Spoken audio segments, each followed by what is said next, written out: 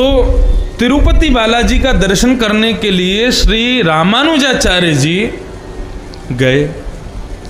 अकेले नहीं गए, अपने साथ लगभग 10,000 शिष्यों को लेकर के गए। जब 10,000 शिष्यों की टोली लेकर के श्री तिरुपति बालाजी दर्शन करने के लिए रामानुजाचार्य जी पधारे, तो रामानुजाचार्य जी को देख करके तिरुपति बालाजी ने उनको बुलाया, बोले इधर आओ।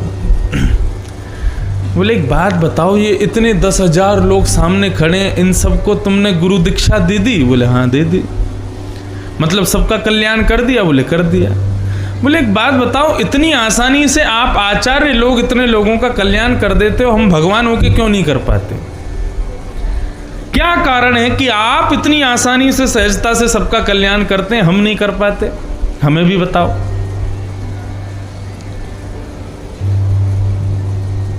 ऐसा कौन सा मंत्र बोलते हो आप जिससे सबका कल्याण हो जाता है?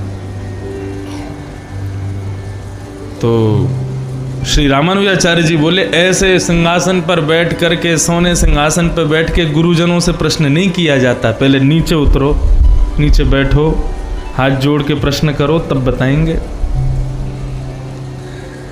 तो तिरुपति बालाजी बोले नहीं, शिष्टाचार गीता में भगवान स्वयं करते हैं, प्रणिपाते हैं। पहले किसी से प्रश्न करने जाओ तो पहले उसको नमन करो, दंडवत करो, प्रणाम करो, उसके प्रति पूर्ण समर्पण की भावना रखो, तब प्रश्न करो। गीता में स्वयं कृष्ण कहते हैं।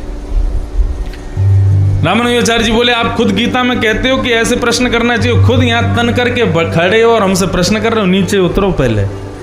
अब उन्होंने तो विनोद में कहा, लेकिन ठाकुर जी सच में अपने सिंहासन से उतर गए, नीचे हाथ जोड़ के बैठे, फिर पूछे कि आप इस जगत का कल्याण कैसे कर रहे हो?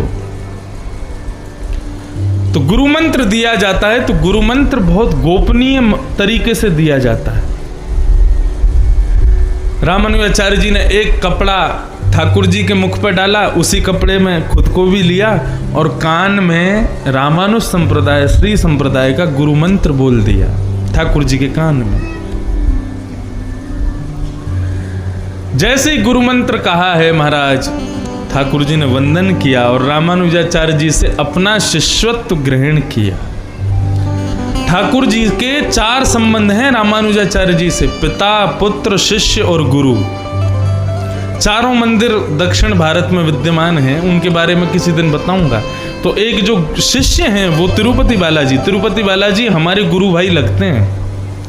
रामानुज संप्रदाय, श्री वैष्णव संप्रदाय में जो दीक्षित हैं उनके गुरु भाई हैं श्री तिरुपति बालाजी, क्योंकि हमारे उनके गुरु एक ही हैं। तो तिरुपति बालाजी ने शिष्यत्व ग्रहण किया, तो रामानुजाचार्य जी ने कहा अब हमने गुरु मंत्र दे दिया, आप हमारे शिष्य हो गए हो, इसी से हम इतनों का कल्याण करते हैं। बोले जय हो गुरु जी। रामानुजाचार्य जी बोले अब गुरु दीक्षा आपने ले ली, शिष्य हमारे बन गए, अब गुरु दक्षिणा दो। ठाकुर जी बोले दक्षिणा में क्या दें आपको, बताओ, आप जो कहोगे सो देंगे।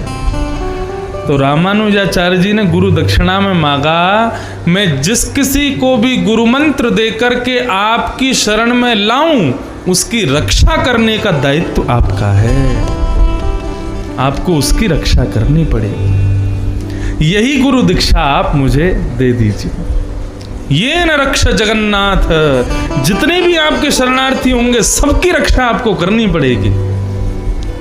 तब ठाकुर जी ने उनको स्वीकार किया। तो हमारी तो परंपरा है कि सबका कल्याण हो। तो ये कथा कहने का तात्पर्य केवल किसी और वस्तु की उपलब्धि नहीं, किसी और वस्तु की प्राप्ति नहीं, सबका कल्याण हो, सबका मंगल हो, मुझे भी भगवत दर्शन हो जाए, सुनने वालों को भी हो जाए, इसलिए कथा कह रहे हैं। मैं तो अपनी कथा में कभी कभी कह देता हूं कि भाई देखो, हमारा कल्याण तो निश्चित है, क्योंकि हम जन्म से कथा सुन रहे हैं और मृत्यु तक कथा कहते कहते ही जाएंगे।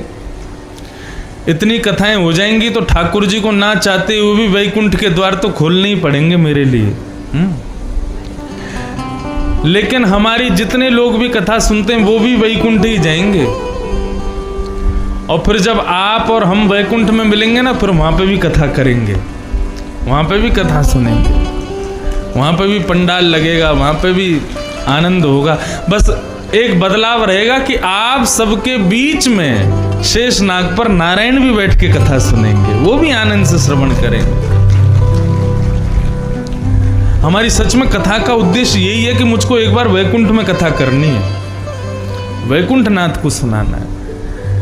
ये बात मैं कभी कोई कथा में कहता हूँ तो कई वयोवृद्ध कहते हैं महाराज जी हम तो आपसे पहले चले जाएंगे, हम तो अभी जाएंगे 4-5 साल में।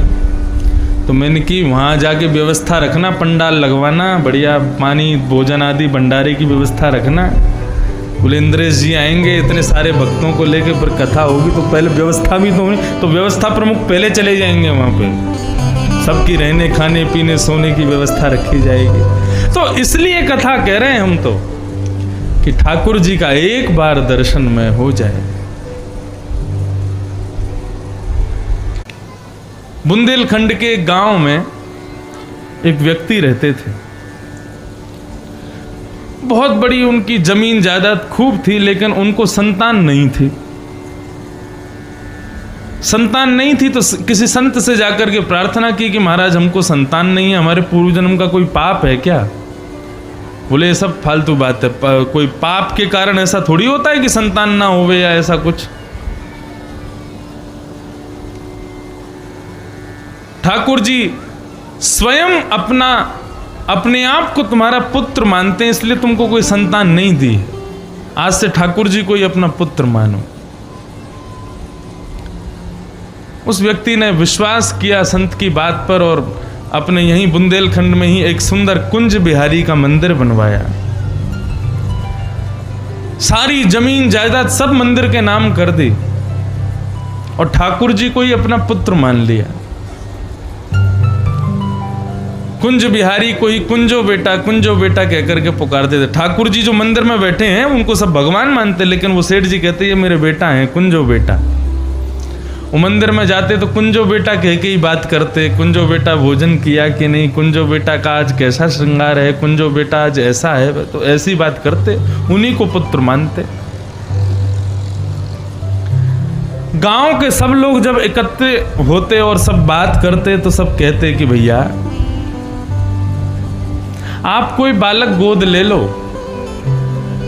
सेठ जी बोले क्यों? बोले गोद ले लेंगे बालक तो 2 फायदे होंगे आपको। बोले क्या फायदा? वो बोले इतनी जमीन जायदाद आपके बाद कौन संभालेगा, दूसरी बात आपकी मृत्यु हो जाएगी तो फिर अग्नि संस्कार कौन करेगा। सेठ जी कहते तुम्हारी जमीन जायदाद किसके नाम जाएगी? बोले हमारे तो बेटे हैं। सेठ जी कहते मेरा भी बेटा है कुंजो बेटा, सारी जमीन उसी के नाम है, वही रक्षा करेगा अपनी जमीन जायदाद, सब वही संभालेगा। तो एक वृद्ध हंसने लगा, बोले देखो आपकी भक्ति को प्रणाम है, आपके भाव को नमस्कार है। मान लिया कि सारी जमीन जायदाद का हकदार आपका बेटा कुंजो बेटा है, लेकिन आपका अंतिम संस्कार कौन करेगा? बोले तुम्हारा कौन करेगा? बोले हमारे तो बेटे हैं वो करेंगे। सेठ जी बोले यदि मैंने कुंजो बेटा को अपना बेटा माना तो वो भी मुझे अपना बाप मानता है। यदि मेरा अंतिम संस्कार का समय आएगा तो कुंजो बेटा ही मेरा संस्कार करेगा। गांव के लोग बोले अब इनको क्या समझाएं, ये तो ऐसे अंधे हो गए भक्ति में कि अब उसके आगे कुछ इनको सूझता ही नहीं है। 10-5 वर्ष बाद सेठ जी की मृत्यु हो गई। पूरा गांव इकट्ठा हुआ, खूब बेचारे अच्छे थे, प्रेमी थे, तो सब उनके अंतिम संस्कार में पधारे। सेठ जी को अर्थी पर ले जा रहे थे तो सब विचार करने लगे भाई इनको संस्कार कौन करेगा। तो एक छोटा सा नन्हा सा एक बालक वो अर्थी उठाने वाले व्यक्ति की उंगली पकड़ करके चल रहा था और बार बार कह रहा था मेरे बाबूजी कहाँ चले गए, अब मुझे भोजन कौन कराएगा, अब मुझे कौन नहलाएगा, अब मुझे कौन सुलाएगा, मुझे दूध कौन पिलाएगा। तो गांव के सब लोगों को लगा कि भाई सेठ जी ये बालक इनके पास आता रहता होगा, उसको थोड़ा बहुत कुछ खाना पीना दूध आदि पिला देते होंगे, बेचारा इसीलिए रो रहा है। चिता पर जब सेठ जी के शव को लिटा दिया, सब व्यवस्था हो गई, बोले अब भाई कौन करेगा संस्कार। बोले वो बालक बहुत देर से रो रहा है, उसी से ही करवा दो, इनका तो कोई संतान है नहीं। ये तो यही कहते थे कुंजो बेटा करेगा, अब कुंजो बेटा थोड़ी आएगा यहाँ पे, ये बालक से ही करवा दो। उस बालक के संस्कार आदि करवा करके महाराज अग्नि संस्कार उसके द्वारा करवाया।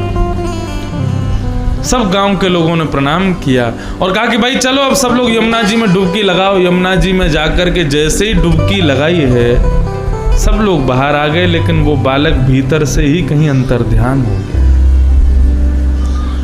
गोताखोरों ने महाराज ढूंढ लिया, दूर दूर तक खोज लिया, लेकिन बालक नहीं मिला। गांव के सब लोग व्याकुल हो गए, बोले कि सेठ जी कहते थे कुंजो बेटा आएगा, कहीं ये कुंज बिहारी जी तो नहीं थे? पूरा गांव दौड़ा कुंज बिहारी के मंदिर में। जैसे ही मंदिर में जाकर के देखा तो सामने कुंज बिहारी जी के संपूर्ण वस्त्र गीले हो रहे थे और उनके सुंदर मुखारविंद से यमुना जी का जल बह रहा है। सब गांव वासियों ने प्रणाम किया, नमन किया, दंडवत किया।